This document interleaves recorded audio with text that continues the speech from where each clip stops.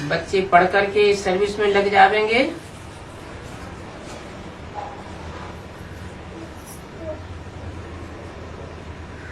तो बहुत मेहनत से छूट जावेंगे,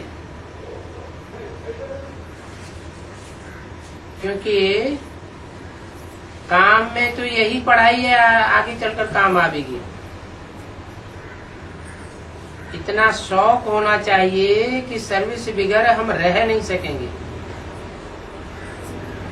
प्रदर्शनी में भी समझाने का शौक चाहिए। कल्याणकारी बाप के कल्याणकारी बच्चों को सर्विस के बगैर और कुछ भी सूझेगा नहीं।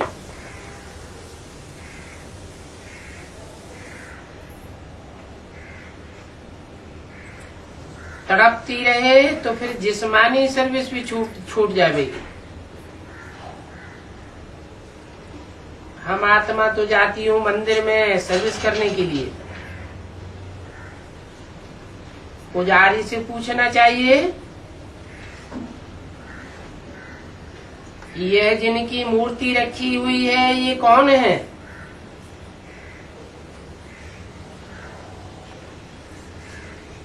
सिंहासन पर बैठे हैं, इन्होंने कब राज्य किया? और अभी ये कहाँ है? क्योंकि आत्मा तो अजर अमर अविनाशी है। तो सिंहासन पर जिस मूर्ति को बैठाया हुआ है, इनकी आत्मा कहाँ है? अगर वो पुजारी कुछ भी नहीं बतावे तो बोलो ये तो आपकी अंधश्रद्धा हो गई। ऐसे ऐसे बोल करके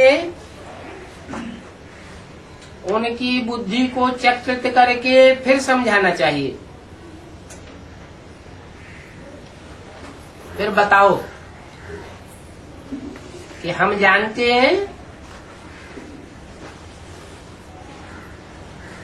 कि यह देवी देवताएं कैसे जन्म लेते हैं, पुनर्जन्म में आते हैं, ये भी 84 के चक्र में आते हैं। ऐसी ऐसी सर्विस में जब बच्चे लग जावेंगे तो वह जिस्मानी सर्विस छूट जाएगी। क्योंकि आजकल तो मौत सर पर खड़ा ही रहता है।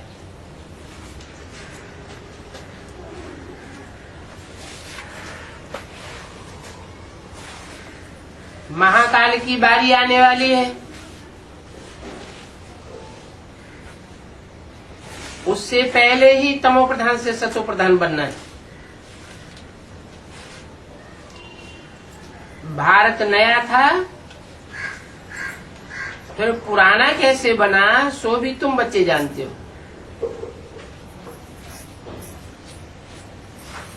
ऐसे ऐसी चिट चैट करेंगे तो और भी 2-5 सुनने के लिए आए जावेंगे। भक्ति मार्ग की जो भी बातें हैं वो भक्ति मार्ग वालों को ही बहुत अच्छी लगती है। तो मैं तो उन बातों से जैसे घृणा आती है। भक्ति से ज्ञान तीखा होता है। तुम सब जानते हो कि वो भक्त तो सब अंधश्रद्धा है। ज्ञान की पॉइंट्स उनके पास है नहीं। तुम्हारी पॉकेट में कुछ चित्र आदि पड़े हुए हो, जब ऐसी सर्विस की तर्पण होगी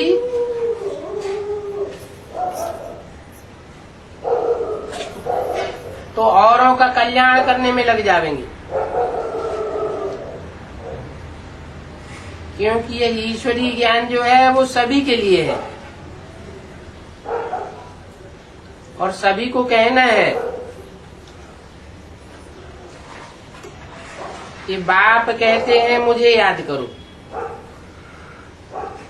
मैं सबका बाप हूँ। मुझे याद करेंगे तो विकर्म विनाश करके स्वीट होम में चले जाएंगे।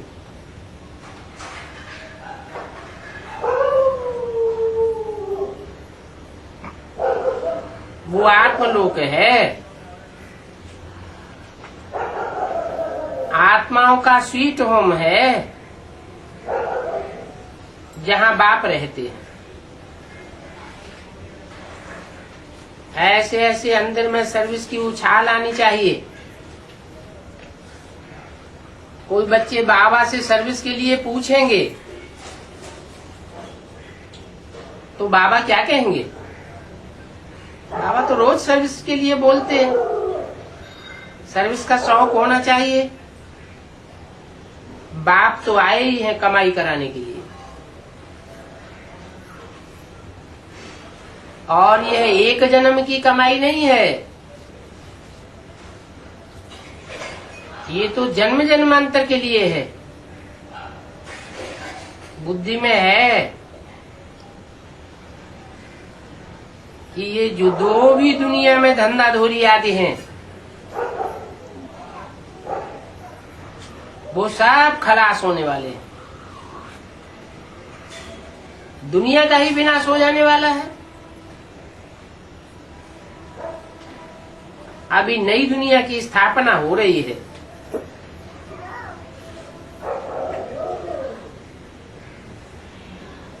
कहाँ हो रही है नई दुनिया की स्थापना?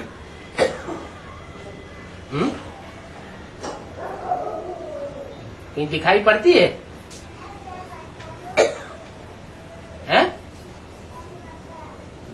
नहीं दिखाई पड़ती तभी तो चुप है।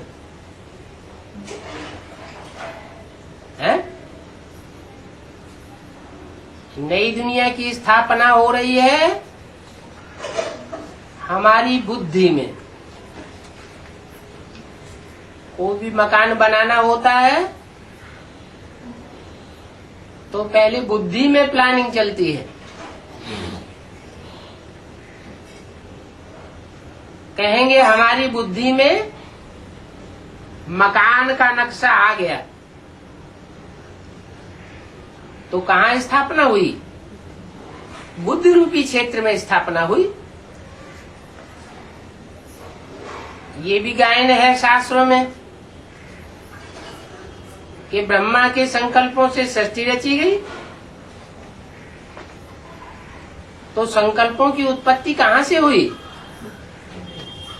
ब्रह्मा के मनोबुद्धि रूपी क्षेत्र से पहले पहले नई दुनिया की स्थापना की शुरुआत होती है। तो जैसे ब्रह्मा की बुद्धि में होती है, ब्रह्मा के जो बच्चे हैं ब्रह्मा कुमार कुमारी, उनकी बुद्धि में भी नई दुनिया की स्थापना चलती है। इसीलिए ही हमारी शांति धाम और नई दुनिया से प्रीति है, क्योंकि हमारी बुद्धि में बैठा है इस दुनिया का विनाश होगा। पुरानी दुखदायी दुनिया का विनाश होने के बाद सब आत्माएं शांति धाम पहुंचेंगी और नए सिरे नई दुनिया की स्थापना होती है।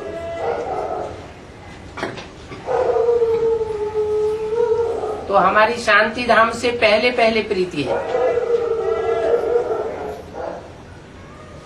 फिर होती है नई दुनिया से प्रीति।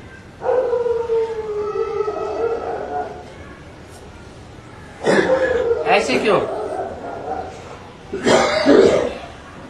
जो भी मनुष्य मात्र आत्माएं हैं वो पहले शांति क्यों चाहती है? शांति धाम में क्यों जाना चाहती है?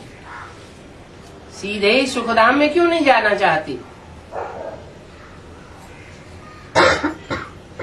क्योंकि जब अति का दुख होता है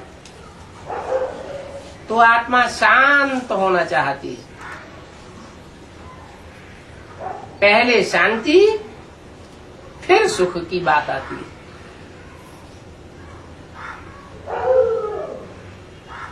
जैसे किसी का सारा घर जल रहा हो, घर में परिवारजनों के तन जल रहे हों,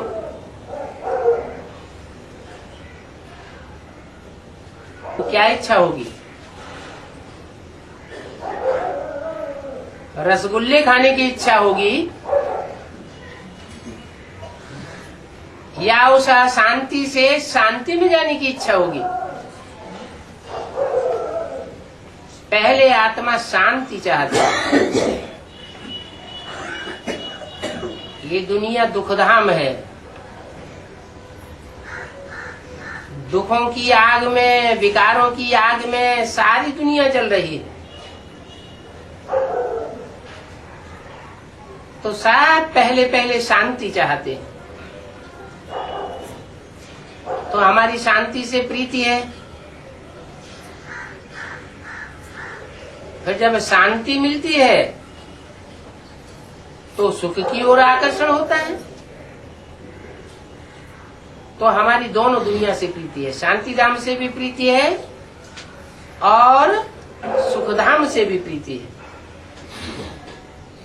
और ये है बेहद की बात।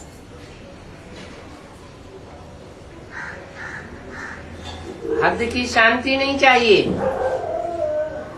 और हद का सुख नहीं चाहिए एक जन्म का। हमको बेहद की शांति चाहिए और बेहद का सुख चाहिए। परंतु अभी तो तुम्हारी बुद्धि में है ये सारी दुनिया खत्म होने वाली है। हमारा संबंध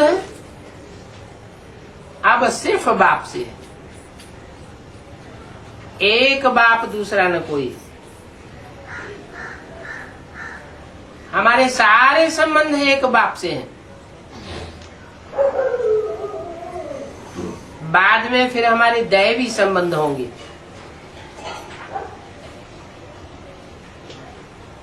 इस दुनिया में मित्र संबंधी आदि जो भी है उनसे हमारा मोह नष्ट हो जाना चाहिए।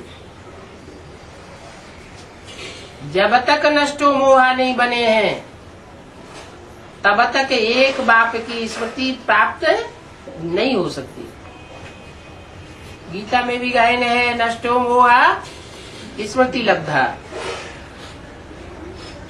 यही पैगाम सबको पहुंचाते रहो। क्या कि अब और संग तोड़ एक संग जोड़, और सब दुख देने वाले हैं। ये रौरव नरक की दुनिया है। जैसे नाली होती है उसमें कीड़े कुलबुलाते हैं, तो वो कीड़े सब आपस में एक दूसरे को काटते रहते हैं। ये दुनिया कीड़े मकोड़ों की हो गई है। ये कीड़े मकोड़े एक दूसरे को सुख नहीं दे सकते।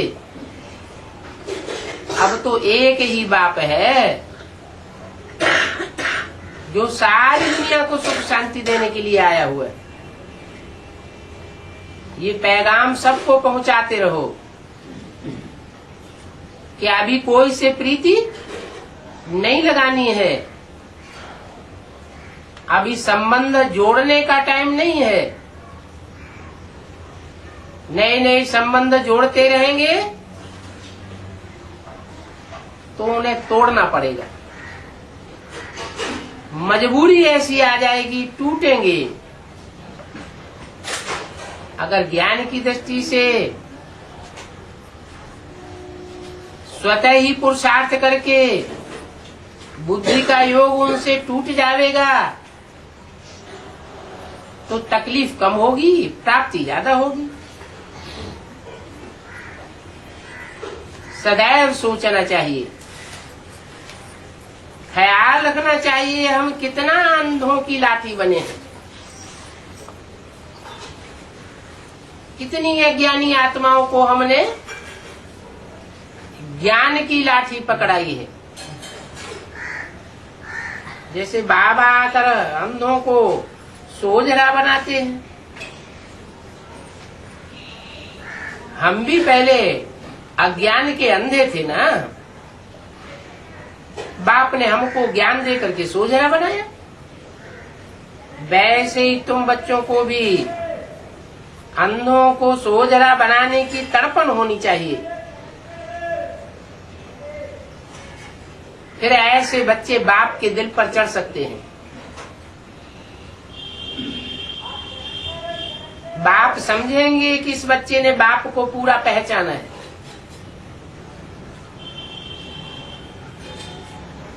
लिखते रहे कि बाबा आज हमने इनको समझाया, आज मैंने इनकी है सर्विस की,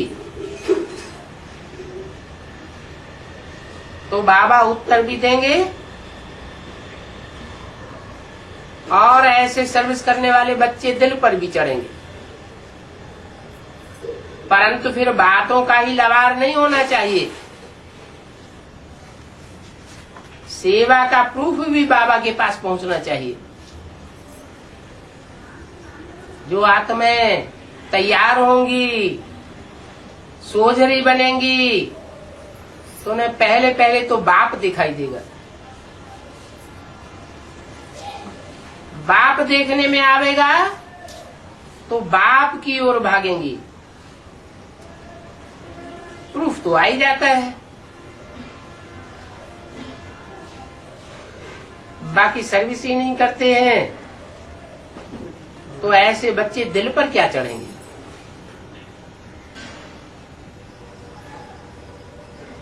जो जितना यहाँ दिल पर चढ़ेंगे उतना वहां ताऊसी तख्त मिलेगा। दिल पर चढ़ेंगे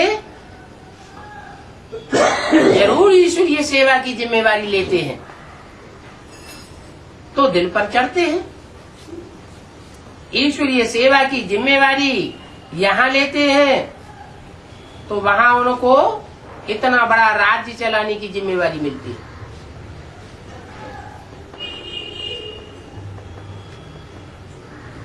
बाप यहाँ सेवादारी बन करके आए हुए हैं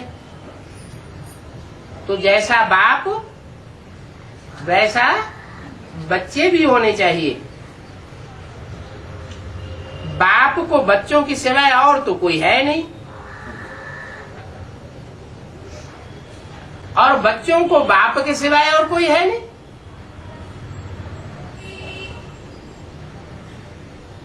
सारी दुनिया बच्चों को धक्का मारती रहती है। बच्चे समझते हैं हमारा बाप के सिवाय इस दुनिया में अब कोई नहीं है। ऐसा कोई नहीं देखने में आता जो हमारा बेड़ा पार करे। ये जिंदगी का बेड़ा है ना, उनको पार जाने का रास्ता बताना है और खुद भी पार जाना है। तुम जानते हो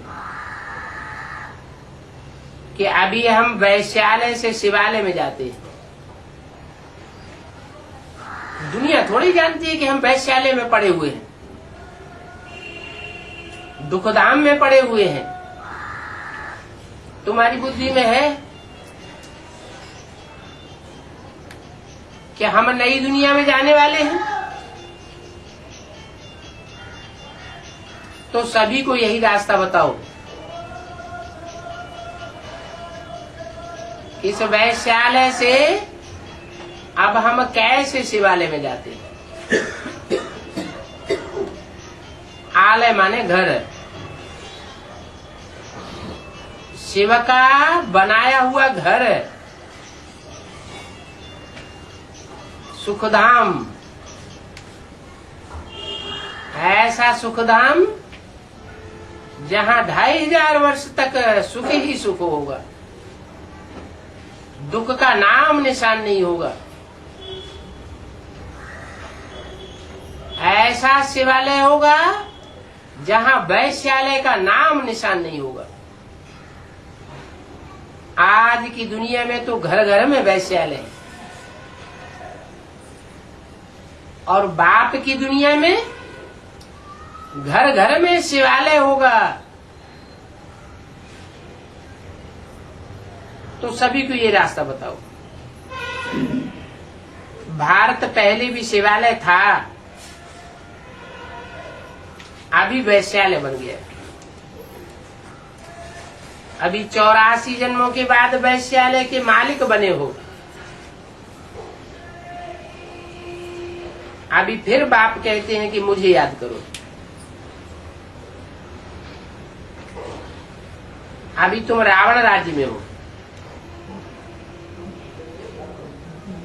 अर्थात वैश्यालय में हो, अर्थात तुम रावण के घर में हो, रुलाने वाले के घर में हो।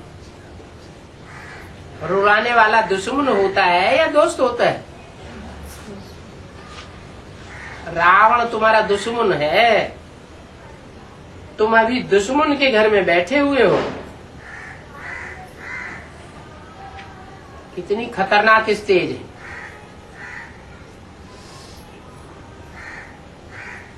उस रावण को भक्ति मार्ग में सब भक्त जलाते आते हैं। मनुष्य जिनमें बुद्धि नहीं है उनको पत्थर बुद्धि कहा जाता है।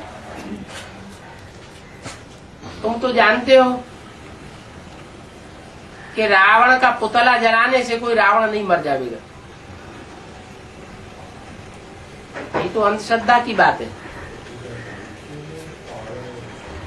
पुतला उनका जलाया जाता है जो बहुत दुख देते हैं, अति का दुख देते हैं, तो उनका पुतला बनाए करके जलाते हैं। अभी तुम रावण राज्य में बहुत दुखी हो रहे हैं। तुम्हारी बुद्धि में आता है ये रावण कौन है। ये 5 विकार रावण के रूप हैं।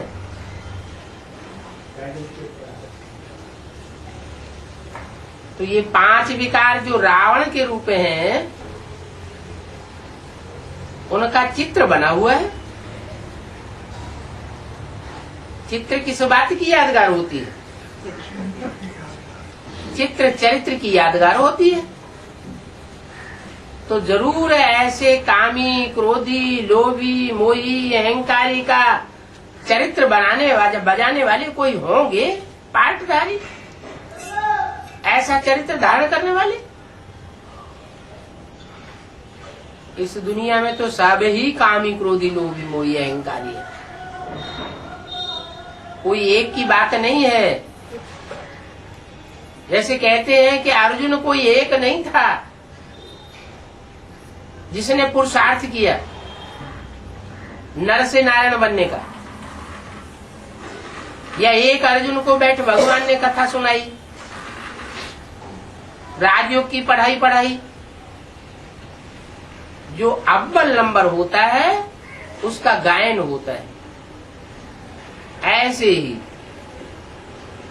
कामी, क्रोधी, लोभी, मोही और अहंकार इन अलग अलग विकारों में अलग अलग रूप से 100%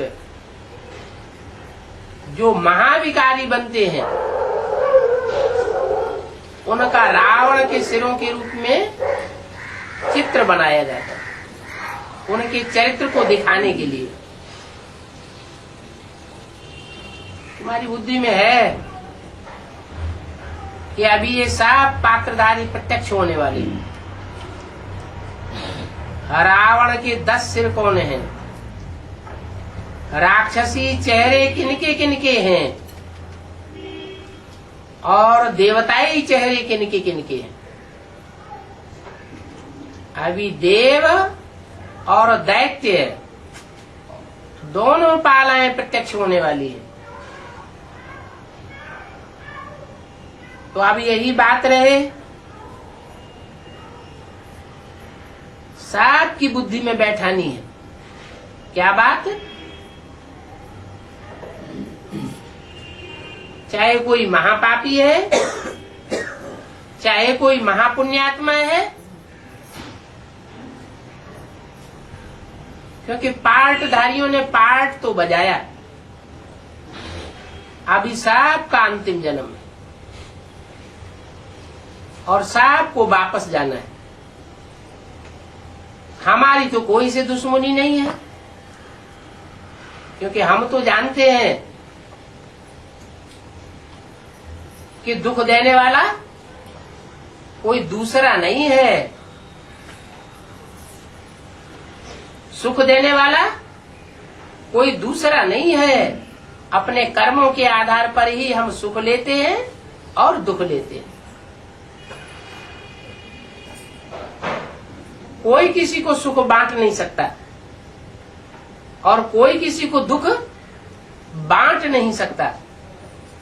आत्मा अपना शत्रु और अपना मित्र स्वयं ही है, इसलिए हमारा तो दुश्मन कोई नहीं।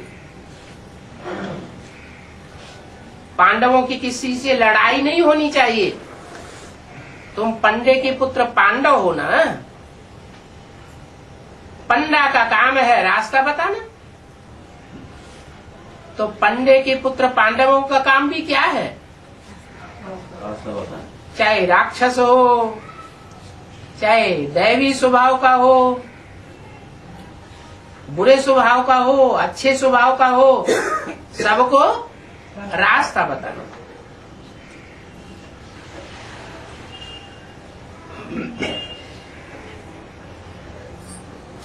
मनुष्य जिनमें बुद्धि नहीं है उनको पत्थर बुद्धि कहा जाता है।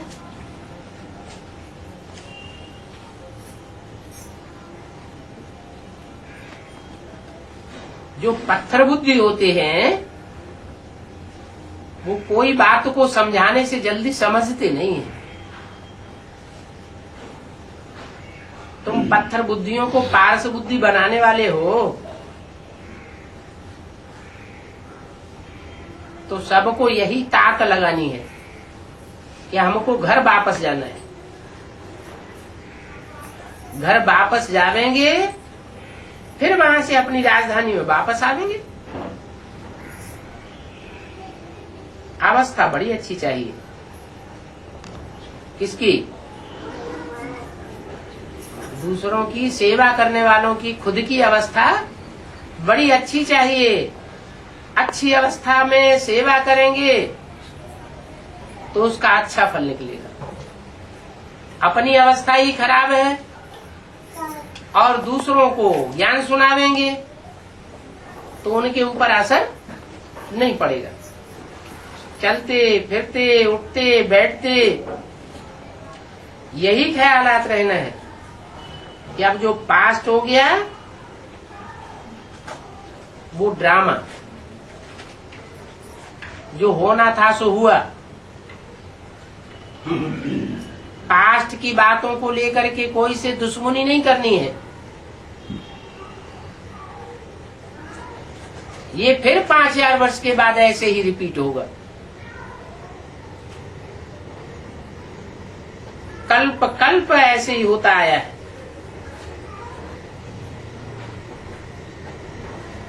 ऐसे भी नहीं कि खराब काम किया है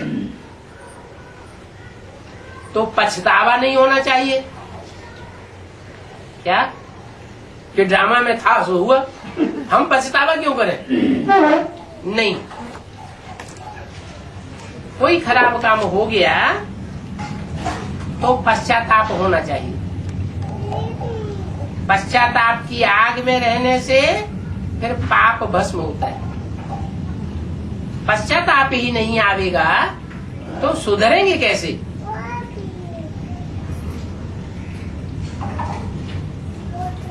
पछताना जरूर होता है।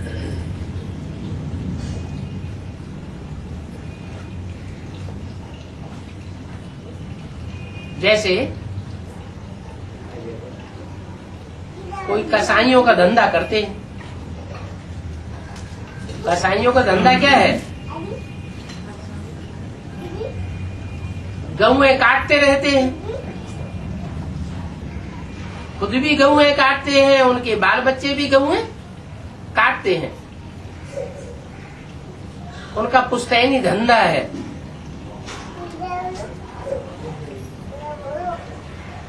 तो जो बच्चे अपने बाप के साथ कसाई खाने में काम कर रहे हैं,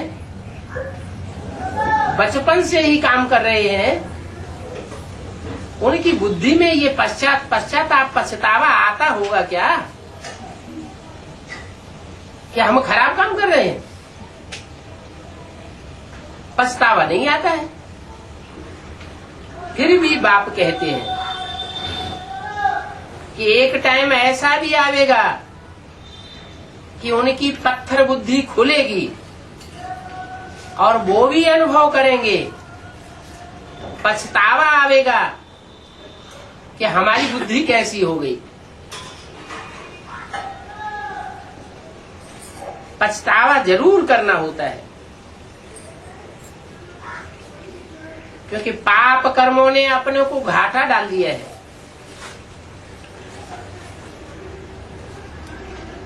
विकर्म किया है तो बहुत सजाएं खानी पड़ेंगी। पहले उनको सजाएं खानी पड़ेंगी जो बाप के बच्चे बनते हैं। बाप के बच्चे बनते हैं, ज्ञान भी बुद्धि में बैठता है, फिर भी उलट काम करते हैं जानबूझ करके, तो उनके ऊपर 100 गुनी सजा बढ़ जाती है। कोई सोचे ये क्या, ये तो बहुत बड़ा घाटा हो गया बाप का बच्चा बनने से। इससे तो बच्चा न बने होते तो अच्छा होता।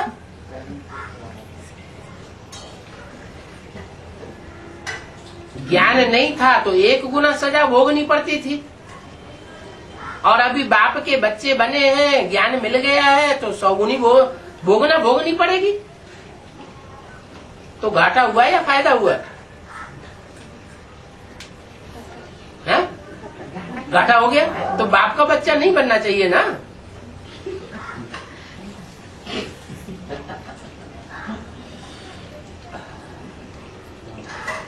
लेकिन नहीं, बाप रहम दिल है। कोई कितना भी पापात्मा बनता है, लेकिन अगर बुद्धि सुधर जाती है और अंजाम करता है कि अब हम पाप नहीं करेंगे, तो बाप उनकी मदद करने के लिए तैयार है। हिम्मते बच्चे मदद बाप। बाकी अगर छुपाते हैं तो सजाएं तो खानी पड़े। तो बच्चों को डरना है कि कहीं माया खराब काम न करवा देवे। माया से प्रभावित होकर के खराब काम करते रहेंगे तो पदभ्रष्ट होता रहेगा। तुम जानते हो कि हम आत्मा हैं, हम देह नहीं हैं।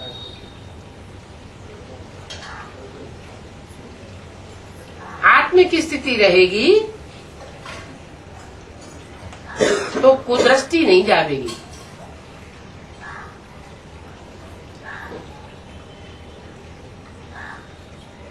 बुद्धि में आना चाहिए कि ये शरीर तो जड़ है और आत्मा चैतन्य है। जड़ शरीर बुद्धि में रहेगा तो ऐसे भासेगा जैसे कि ये मुर्दा है शरीर। हम आत्मा चैतन्य है, जैसे कि जीते जी मर जाएंगे। फिर किसके साथ कैसे कुदृष्टि रखेंगे? सन्यासी ब्रह्मज्ञानी भी ऐसे ही समझते हैं कि हम तो ब्रह्म हैं, तो नशा ही चढ़ जाता है। ऊंची स्थिति में रहने की कोशिश करते हैं, हम ब्रह्म में लीन हो जाएंगे। इसलिए उनको ब्रह्म योगी, तत्व योगी कहते हैं। परंतु यह तो उनका गलत रास्ता है। आत्मा सदाकाल के लिए कभी भी परमात्मा में लीन नहीं होती है। अगर आत्मा परमात्मा में लीन हो जावे तो आत्मा का अपना अस्तित्व सदा के लिए खत्म हो जाता है। फिर आत्मा अविनाशी कहाँ हुई? अविनाशी आत्मा तो तब ही कहेंगे कि हर आत्मा में अपना पार्ट अविनाशी भरा रहे। अविनाशी पार्ट होने के कारण ये आत्मा अविनाशी कही जाती है। तो वो है हठयोगी, तत्वयोगी, ब्रह्मयोगी, और तुम हो राजयोगी। जानते हो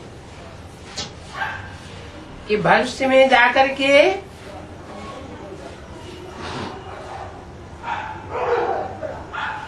हम राजा बनेंगे। अभी तो हम सेवाधारी हैं।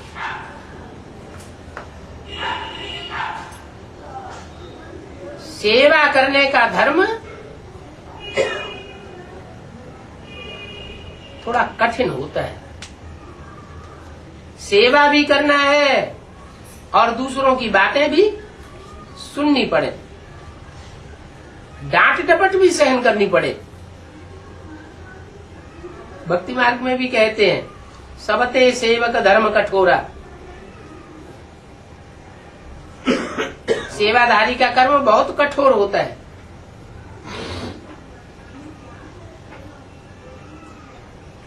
तो बार बार सावधान रहना है कि माया कहीं हमको नीचे गिरा न देवे। ये सब बातें याद रहे तो पक्के होते जाएंगे। फिर तो ऐसी अवस्था आवेगी जो इसे जड़ शरीर का भान भी नहीं रहेगा। आत्मिक स्थिति पक्की हो जाएगी। अच्छा, ओम शांति।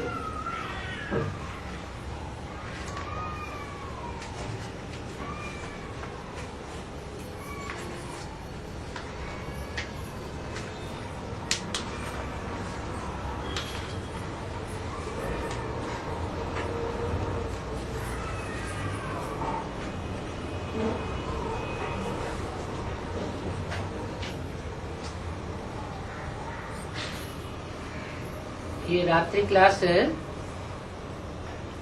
2 मई 1967 के कुछ पॉइंट्स बचे हुए थे।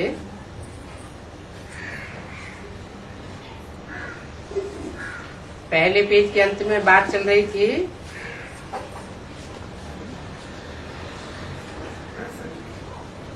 कि तुम बच्चे जानते हो कि हम अगर पूरा नहीं पढ़ेंगे तो देरी से आवेंगे। सारा पढ़ाई के ऊपर मदार है।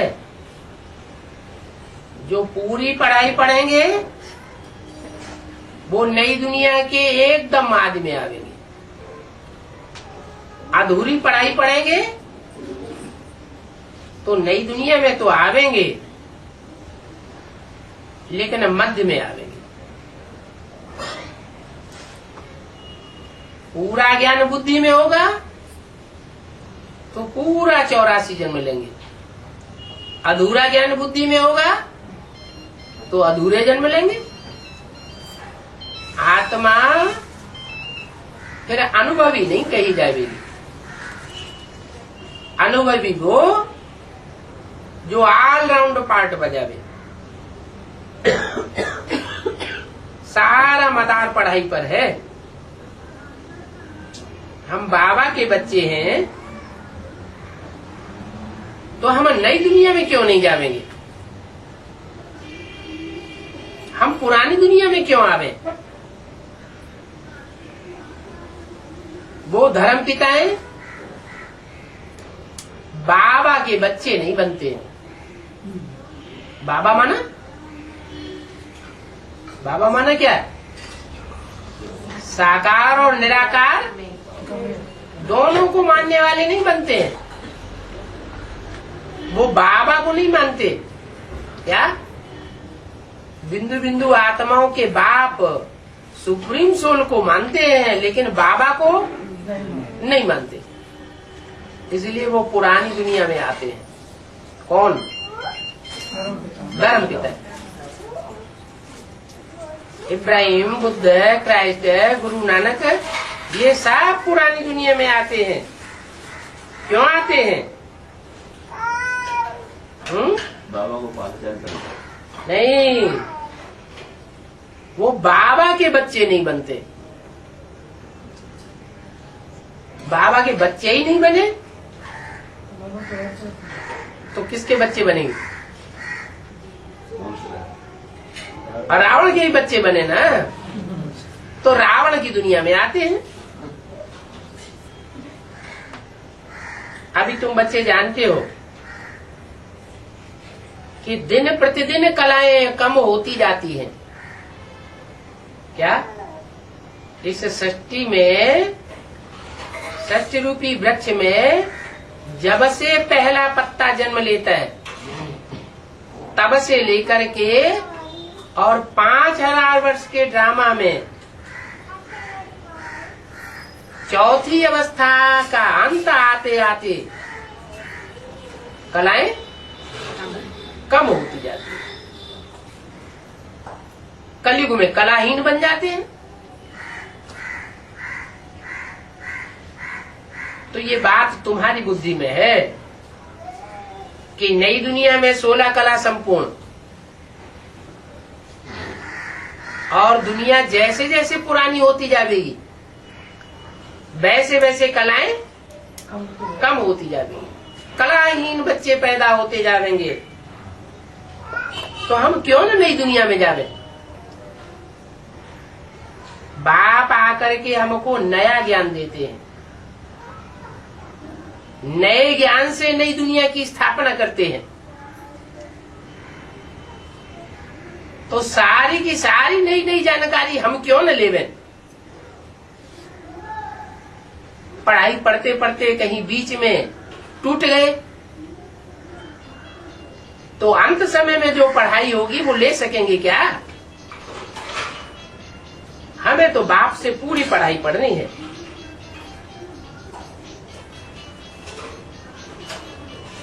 ये भी जानते हो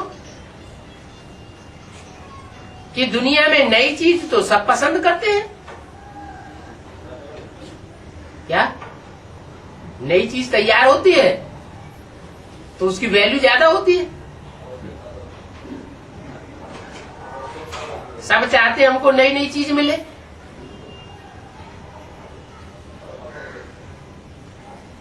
नए स्वर्ग में कितना सुख होगा। क्या गायन है भक्ति मार्ग में? भक्ति मार्ग में उस नए स्वर्ग का गायन क्या है? हाँ? कुछ गायन है? अतीन्द्रिय सुख पूछना हो तो गोप गोपियों से पूछो। गोप और गोपी अर्थात जिन्होंने भगवान बाप से गुप्त संबंध जोड़े हैं, जिन संबंधों को दुनिया नहीं जानती,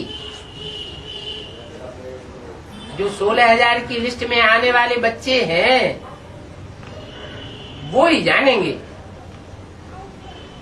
कि उनको कितना सुख भासता है। वो सुख कैसा होता है? दुनिया में जो सुख होते हैं 5000 वर्ष की दुनिया में, वो तो उतरती कला के सुख होते हैं। राधा कृष्ण जब से जन्म होगा तो उनका सुख कैसा होगा? उनका सुख चढ़ती कला का नहीं होगा, और तुम्हारा सुख दिन प्रतिदिन चढ़ती कला का होगा। नए स्वर्ग में सुख ही सुख बढ़ता जाता है, दुख का नाम निशान नहीं होता। उसको कहते हैं चढ़ती कला तेरे बहाने सर्व का भला। तो अब फिर पुरानी दुनिया को संपूर्ण भूलने से तुम संपूर्ण नई दुनिया में चले जाएंगे।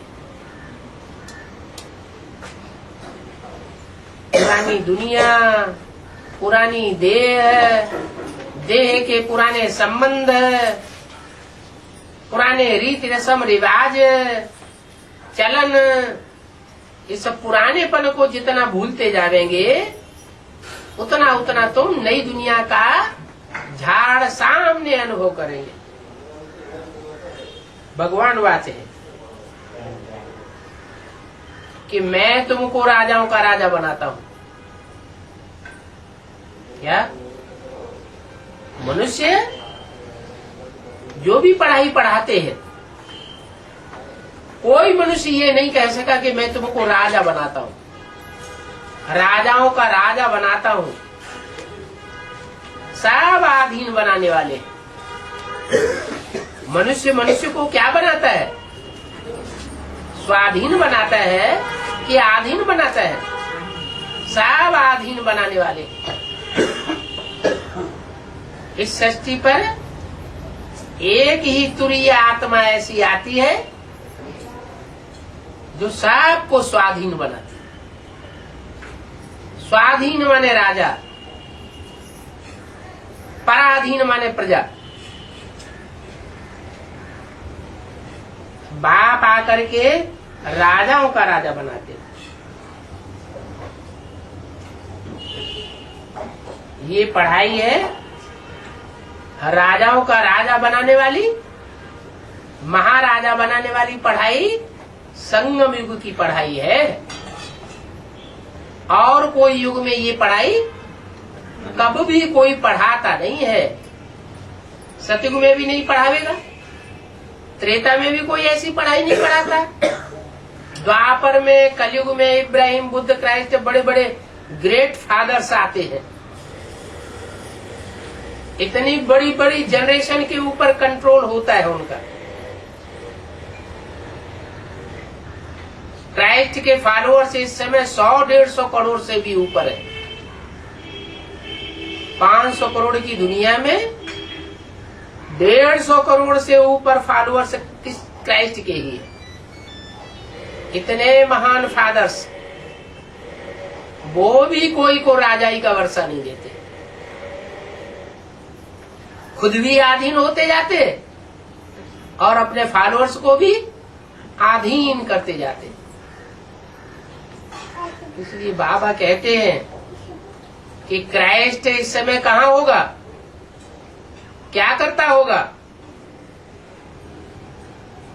इतना महान जनरेशन, इतनी बड़ी जनरेशन का मालिक, उसकी हालत इस समय क्या होगी? बैगर रूप में कहीं भीख मांग रहा हो।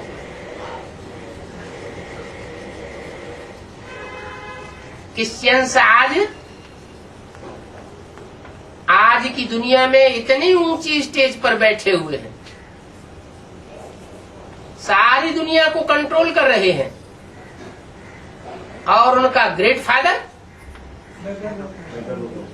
क्रिश्चियन से ही भीख मांग रहा है। तो खुद ही कितना अधीन हो जाता है। वो स्वाधीन कैसे बनावेगा?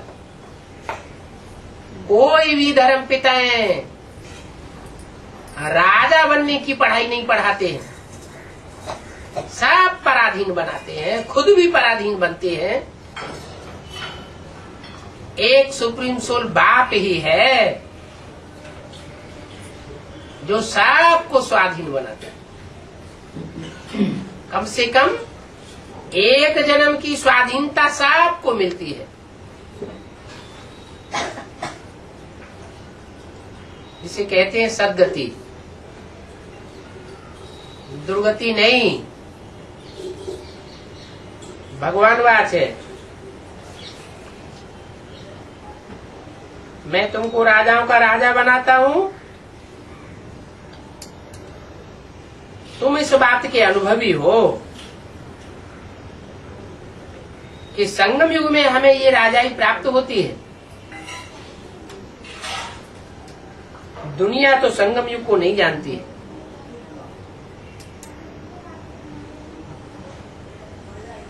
ये एक ही संगम युग है जबकि बाप आकर तुमको कलयुग से निकाल करके सतयुग का मालिक बनाते हैं। तुम सतयुग के लायक बनते हो, नई दुनिया के लिए लायक भी बनते हो। और इस पुरानी दुनिया में जो भी विश्व है,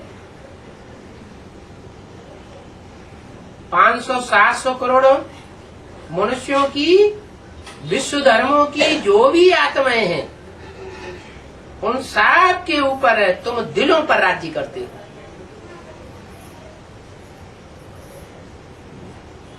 तो ये लायकात पाने के लिए मूल बात है योग से पावन बनना है। योग माना याद। किसकी याद? एक बाप की याद। और आप भी विचारी याद। जिनकी जितनी पक्की प्रीति जुटी हुई होगी उनको उतना याद आवेगा। बाप को याद करना ये कोई बड़ी बात नहीं है। कहीं भी बैठे रहो, बाप को याद करते रहो। ऐसे नहीं कि कोई गंदे स्थान में बैठे होंगे तो बाप की याद नहीं आ सकती। जैसे पूजा करने वाले होते हैं तो स्थान की शुद्धि करते हैं कि पूजा रचा हम शुद्ध स्थान में जाकर करें। उसके लिए मंदिर बनाते हैं।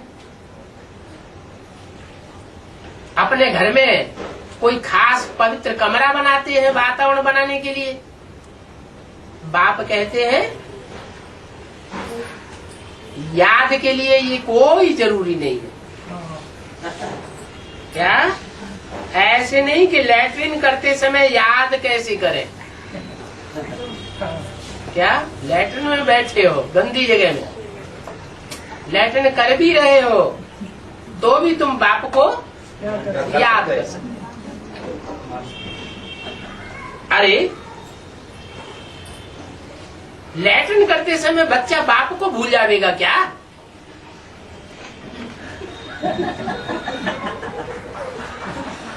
बच्चे को तो बाप की याद आवेगी। परंतु माया का अपोजिशन ऐसा है कि वो भुला ही देती है। बच्चों को योग के प्रोग्राम मिलते हैं,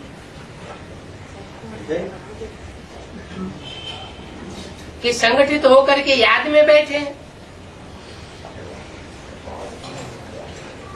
ये संगठित प्रोग्राम बच्चों ने पहले बहुत किए हैं। क्या? यज्ञ के आदि में संगठित याद में बैठने के बहुत प्रोग्राम किए हैं। तो जो आदि में किए हैं वो अंत में करेंगे या नहीं करेंगे? है?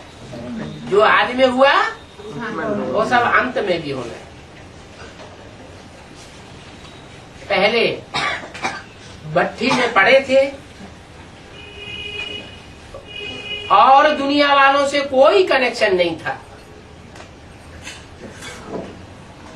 आदि में ऐसा हुआ तो अंत में भी ऐसा ही होगा। कैसा?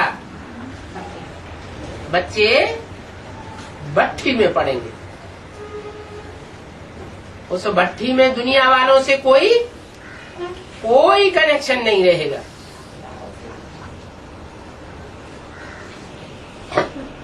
दुनिया तो आग की लपटों में जल रही होगी और तुम बच्चे बाप से कनेक्शन जोड़ करके आनंद में रहेंगे। जैसे आज में खुदाई परिवार था, अंत में भी ये खुदाई परिवार दुनिया के सामने प्रत्यक्ष हो जाएगा। अच्छा, माता पिता बाप दादा का सिखिले बच्चों को याद प्यार, गुड नाइट।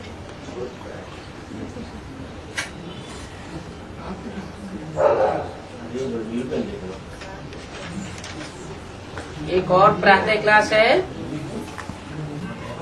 24 अप्रैल 1967 के तीसरे पेज के मध्यांत में बात चल रही थी। कोई को समझाओ तो पहले पहले मोटे रूप में समझा करके फिर महीनता में ले जाना चाहिए। ऐसे ही नहीं कि समझाना शुरू किया तो पहले से ही डिटेल में समझा रहे हैं। पहले नट शैल में समझाना चाहिए। क्या समझाना चाहिए?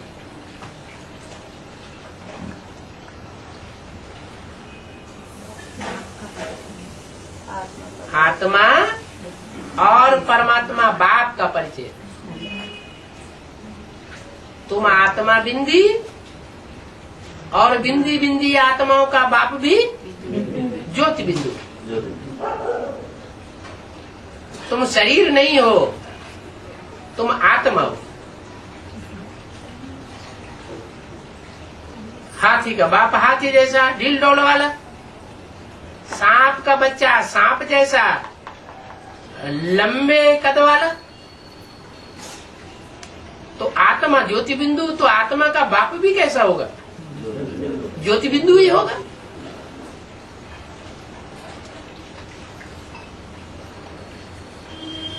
भक्ति मार्ग में इतना बड़ा लिंग रूप रख देते हैं। ऐसा क्यों है?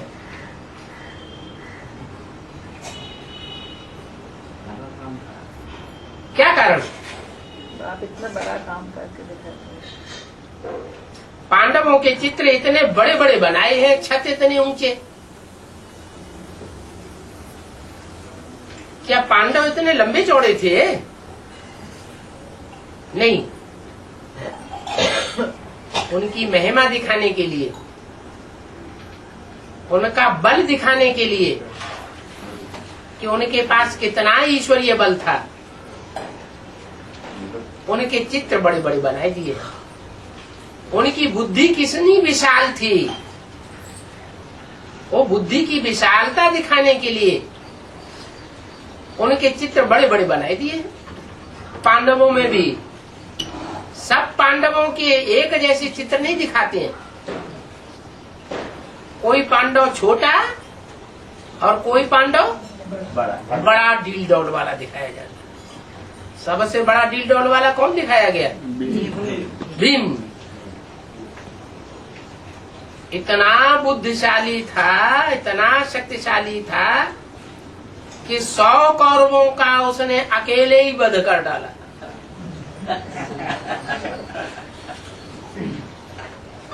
अनेकों राक्षसों का वध कर डाला। इतना ही नहीं, 100 कीचकों का वध कर डाला।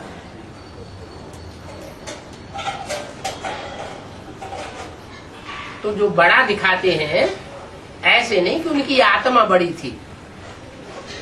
आत्मा तो ज्योति बिंदु ही है, लेकिन उस आत्मा में याद की शक्ति इतना काम करती है कि वो बड़े बड़े शक्तिशाली दिखाई गए। मनुष्यों के भी बहुत बड़े बड़े चित्र बनाते हैं, जैसे महात्मा बुद्ध, बाहुबली, कितने बड़े चित्र बनाए हैं।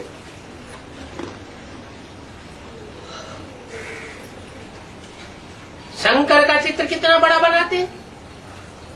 हनुमान गणेश का चित्र कितना बड़ा बनाई देते हैं। आत्मा तो ज्योति बिंदु है, तो उनकी महानता को, उनकी शक्ति को बड़ा करके दिखाते हैं। नहीं तो कैसे दिखावे कि उनकी बुद्धि बड़ी थी।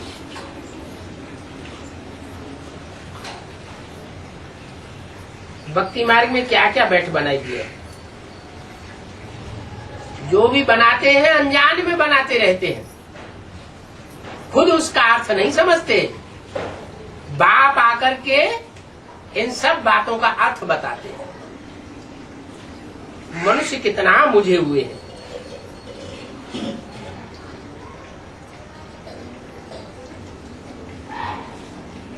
अहिल्या को पत्थर दिखाई दिए है। अब कोई मनुष्य पत्थर बन जाता है क्या? पत्थर बुद्धि। पत्थर बुद्धि बनने की बात है। बाप कहते हैं जो भी पास्ट हो गया और भक्ति मार्ग में जो भी पास्ट होता आया वो फिर भी ऐसे ही होगा। अभी तुम बच्चों को ईश्वरीय सेवा में लग जाना चाहिए। ये भक्ति मार्ग की बातें सब छोड़ दो। ये भी निमित्त बना था। सभी तो ऐसे निमित्त नहीं बनते। नशा चढ़ गया तो यहाँ आकर के बैठ गए। अरे हमको तो राजा ही मिलती है, फिर पाई पैसे के धंधे में हम क्यों पड़े हैं? बाप बच्चों से पुरुषार्थ कराते हैं। जानते हो कि राजधानी स्थापन हो रही है, कितनी बड़ी प्रारब्ध है। तो अभी श्रीमत पर चल करके दिखाओ। श्रीमत पर चलने में कोई चूचा नहीं करो। क्या बाप श्रीमत देते हैं, यहां जाकर के सर्विस करो। कहते हैं यहाँ सर्दी है, वहां गर्मी है, वहां बरसात बहुत हो रही है, तो चूचा करना हुआ ना। अच्छा, एक्सीडेंट में कोई अचानक मर जाता है, कोई परिवार का मुखिया एक्सीडेंट में अचानक मर जाता है, तो क्या परिवार के लोग सब भूख मर जाते हैं क्या? हैं? भूख मरते हैं? नहीं मरते हैं ना। तो डरना नहीं चाहिए। श्रीमत पर चलने से नुकसान नहीं हो सकता। बल मालूम पड़ता है थोड़े समय के लिए कि ये तो हम गलत मत पर चल गए, हमारा नुकसान हो गया। ज्ञान की कमी की बात है। अच्छा, बच्चों को ओम शांति।